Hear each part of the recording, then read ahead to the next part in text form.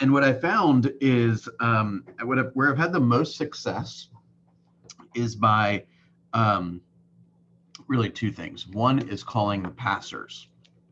So I buy two lists, one for the state of Georgia and one for the state of Illinois. I buy those lists each year. And basically what those two states do is they publish the name and mailing address of all the people that passed their test. And it's updated every single day. So the list that pops up tomorrow will be the people that passed their test today. And it's all throughout the state of Georgia. So what we did is we have basically like a master list of the cities which have a Keller Williams office within 35 miles or so, which is almost every city. And that list basically is uploaded onto an Excel spreadsheet. And the problem is it just has their name and their mailing address, right? But we have two other systems in place that if we have their name and mailing address, we can find a cell phone number about 90% of the time, and about 50 to 60% of the time it's correct. And so what we've done is I have asked, probably over time, I've probably had about 7 or 8 people that have done this, where they get the list. We upload the list onto a shared document. My assistant Luth updates it all. She then uses the system to locate the telephone numbers, and then she texts all the numbers, right? And you guys can huddle up together on how that system would work. It's all free. It's just a matter of getting it all connected.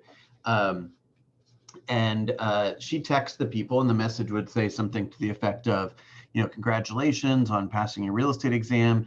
This is Markia Smith with Keller Williams. Love an opportunity to speak with you about our company, answer any questions that you might have about, taking your next steps, right? When's a good time to connect, right? So she texts, and then you would call. So basically the way that it would work is I'd say, okay, you got Wednesday, the Georgia list, let's say. And so every Wednesday morning you wake up, the thing is sitting there waiting for you, and everyone has already been texted. Your job is just to simply call, right? And what's that? I said 2 touches already. That's right, right away, right off the bat, right?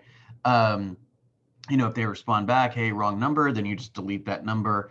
And then you probably have some kind of coloring tracking system where it's like, okay, I spoke with this person. Okay, I introduced that person to the a team leader or whatever, and you're tracking, hey, they've met with the team leader, hey, they signed on, right? We can go into those details later on. But basically what happens is I provide the leads, and I provide the kind of the manpower to get it into an easy sheet basically, and then you make the calls.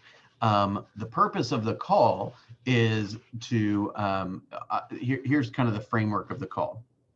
By the way, just so you're abundantly clear, when you grow your profit share tree, it obviously helps me too, right?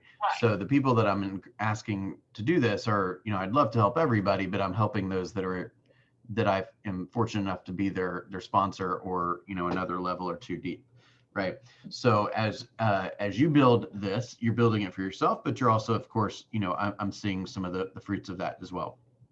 And my investment is well worth it based on the numbers that our people have gotten. Like I've gotten like probably 3 or 4 people in the last 2 weeks, because I had somebody that had to take the summer off. And so I've taken them over the last 2 weeks, and I've already got like 3 or 4 people that are ready to sign. So the leads are good. It's just a matter of working the leads, just like anything, right? So the conversation kind of goes into a couple of different stages, and we're probably not going to be able to get to all this today. But let me kind of walk you through it basically. So number one, it's the, hey, congratulations. Congratulations on having just passed your exam. And they're like, yeah, it was so hard, or yeah, I'm finally done, or something like that. And then you can say something to the degree of, now the fun part can start, right? Or something of that nature. That's usually the line I say. Now the fun part can start. Okay, so Markia, my goals for today are to, I would love to hear a little bit more about your background and what your goals are with respect to real estate. I'd love to hear a little bit more about where you are in the process of interviewing and research There's a lot of background noise. Can you hear me? Yeah, I can hear you. I'd love to hear where you are in terms of your research and your interviewing with different brokerages. Love to share some information about Keller Williams with you. And I'd love to help you understand why I'm the one you're speaking to. And then I'd like to help you take the next steps. Does that sound good? Right? And they say, yes, great. Okay, then you go through each of those little segments, okay? I have a list, which I can send to you, of a number of links that I find to be really helpful. If given the opportunity, I'd like them to take a look at that, maybe even before our call. Like if I get them on the phone, and it's hard to, like, you never know whether you're going to be on the phone for 3 hours or 5 minutes, minutes, based on whether they pick up and whether they're available and all that stuff, right? So what I generally try to do is use that as an opportunity to schedule another call. And then in between, I'll send some information. I'll say, hey, would you mind taking a look at some of these links and articles to help you better understand the Keller Williams value proposition, right? And then I'm kind of giving them a task. I'm trying to figure out how serious they are, right? One of the first things I want to ask right off the bat, oh my gosh, it's so loud. Is it my background? I think so, yeah. Oh, okay. I can go off on mute. Okay, can you hear me now? I can hear you. Give me a second. Okay. I'm on mute.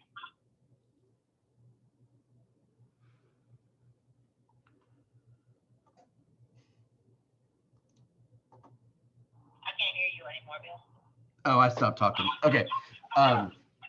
So one of the first things I always ask them is, just so I know, have you ever spoken with anyone about Keller Williams before? Right? If they've spoken with somebody about Keller Williams before, what they're telling you is that they have a relationship with somebody, and you're probably not going to be named the sponsor. And while I'm all about growing Keller Williams, I'm not going to spend a ton of time on that. So I would just say, oh, it sounds like you have a friend, Megan, who works at Keller Williams. My recommendation for you is you reach out to her, let her know that you've passed the test, and she can help you get in front of the appropriate team leader. All the best, right? Off the phone, you like put a dark thing through their name and number. That's not a lead, right? So the first order of business is we want to make sure that we are working with an integrity, right? So if somebody says, hey, I've got a I've got a relationship with somebody, then I'm not going to turn around and say, well, you should choose me as a sponsor, right?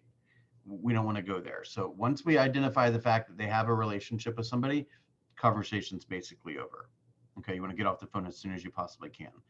Now, remember, That'll be even if they say, oh yeah, I know somebody that works there, but maybe they don't really talk to them, but they just know somebody that works there. I mean, that's with their brokerage. It's a really fine line. It's a really fine line. So you might say something to the effect of, is that person still work at Keller Williams? Because remember, the only way they can be named a sponsor is if they're vested, retired, meaning they worked for Keller Williams for 3 years and 1 day or more, or they're currently at Keller Williams. So if they started at Keller Williams, oh, I know some woman that was at Keller Williams, she was there for like a year or something, and then now she works at a different company. Okay, that person's not eligible to be named sponsor anyway, so you can keep going. Does that make sense?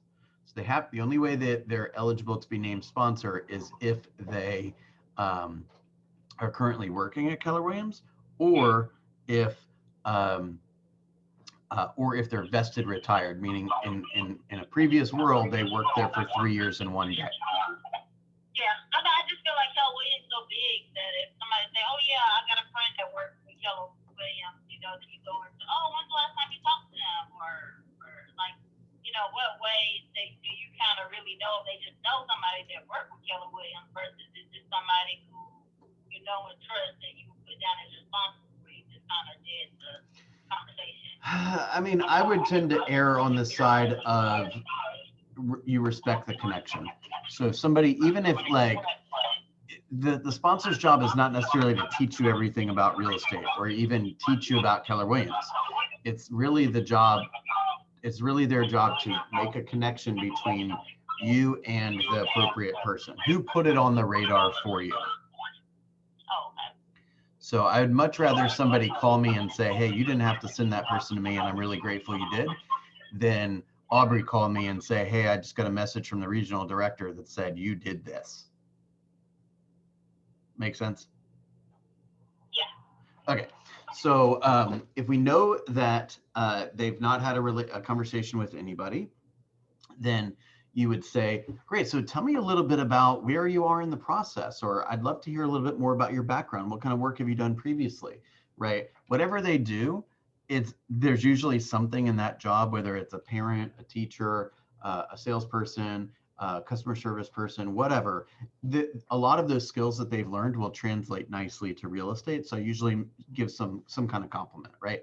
Oh, you're a teacher, you're a stay-at-home mom, like you're going to be a natural in real estate, right? Real estate agents, great real estate agents tend to be organized, patient, caring, right? Like you're going to be a natural, right? Because what they're really experiencing oftentimes is, I'm scared, I don't know what to do next, somebody help me, right?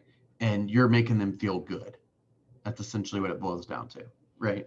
So we want to find out a little bit about them, right? Because when you make the referral, you want to be able to say, hey, this woman, Charlotte, she was a school teacher for 25 years and she has 2 kids and she's primarily interested in culture and technology, right? So you want to get a better feel for this particular person's background, right?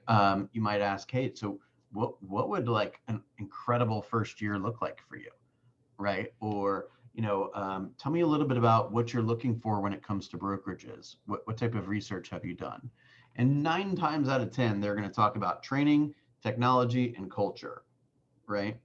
And so it's really helpful to know some stuff about KW, right? We've been named the #1 training organization in the world, right? We have a Y4C2Ts, right? We have an agent leadership council. We've been named the #1 company for work-life balance and training company in the world and all of these kind of things to help them understand, hey, if you want culture, we're cool with culture. If you want technology, we built a $1 billion plus tech platform and we have 38 years of transactional data and we're the largest real estate company in the world by agent count, right? We're also the #1 company for agent count, volume, and units sold in Metro Atlanta and throughout North America. We are also the #1 real estate firm in the world by agent count, right? Agent count is a big deal because agent count represents the appeal of the value proposition and the execution of the value proposition, right? So you're a free agent now. You just passed your real estate exam. You can go in any office you want and most likely get a job. So your job is to determine who the best business partner is going to be. So if more people currently work with us than any other firm, it's because our value proposition stood out from the rest of theirs. And not only were people attracted to it, but we're living it out, because otherwise, if we made a bunch of promises and none of them were true, well, they wouldn't work here anymore, right? Because if I add 10 people and lose 10 people, then we don't grow, right? If we add 10 and lose 2, then we do grow. So that's a manifestation of the fact that we're executing on the value proposition, right? So you're helping them understand a little bit about their technology, a little bit about the culture, a little bit about whatever they want to talk about, training, productivity coaching, any of that kind of thing. Okay. All right, I'm going to pause this for just a second.